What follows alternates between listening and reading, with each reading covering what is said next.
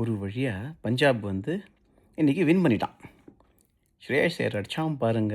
அது knock, captains knock அடித்து win பண்ணான்.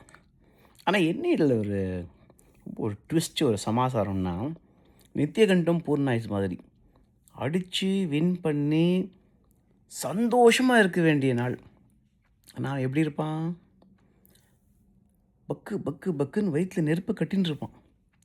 ஏன்? நாளைக்கு ஆர்ஆர் தோக்கணும், கேகேஆர் தோக்கணும். வாழ்க்கை எப்படி இருக்குது பார்த்தீங்களா?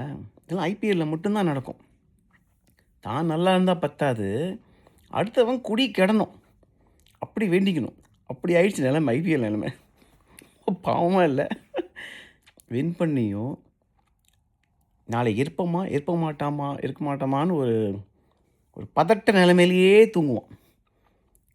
நியாயமாக வின் பண்ணால் என்ன பண்ணியிருக்கணும்? நல்லா போய் ஒரு பன்னீர் பராட்டா, லஸ்ஸி அப்படிலாம் அடிச்சுட்டு பஞ்சாபு ஜம்முன்னு போய் ஸ்டாச்சுன்னு தூங்கிட்டு காலையில் ஃப்ரெஷ்ஷாக எழுந்துக்கணும்.